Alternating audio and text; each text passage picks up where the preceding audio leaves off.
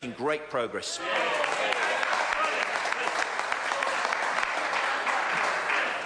Grant Robertson. Mr Speaker, I'd like to thank the National Party's visiting international guest speaker, who we've just heard from. Mike Moore once said about Tim Grocer that the problem with Tim Grocer is he didn't get enough credit for splitting the atom.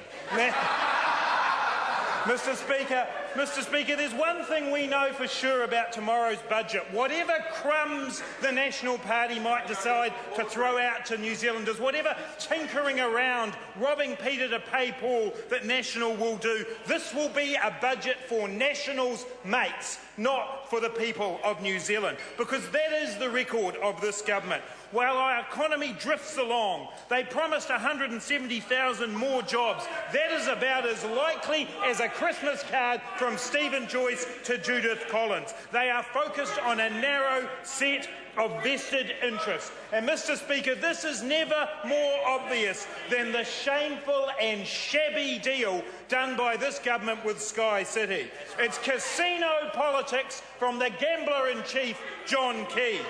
This deal has stunk from day one.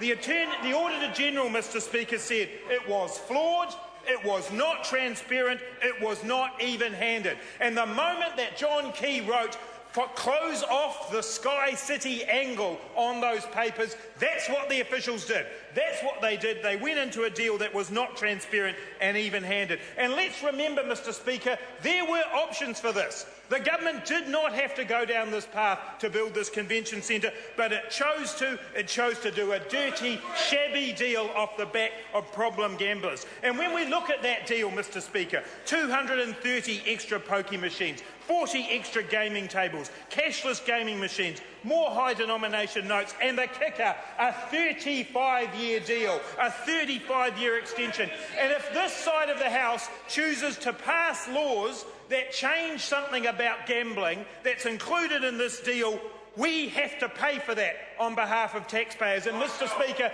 that will be John Key's legacy to New Zealand. If we want to change our own laws, we have to pay for it. That's the legacy of this government. We have to pay an Aussie-owned corporate if we want to change our own gambling law. That is a shameful, shameful thing. As the Dominion Post said, Mr Speaker, John Key's legacy is a shrine of misery.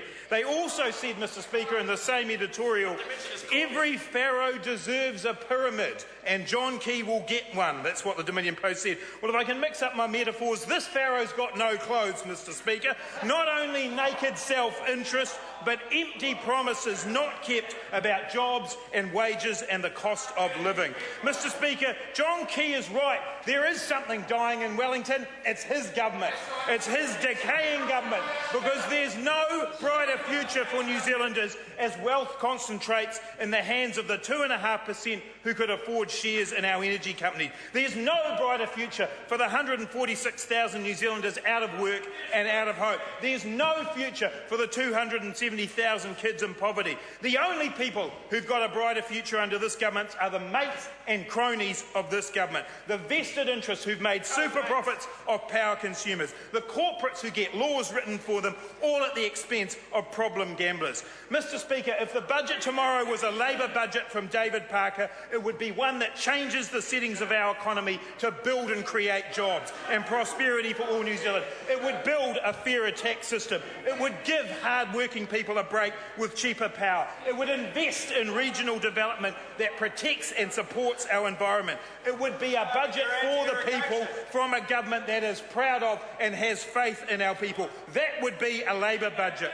But instead, Mr Speaker, what we will get is a budget from a government mired in its own scandal, focused on deals, selling off our laws, jobs for their mates and governing invested interests, running a casino economy where the House wins and ordinary people suffer. Mr Speaker, New Zealanders know this, and the demise of this tawdry government has begun.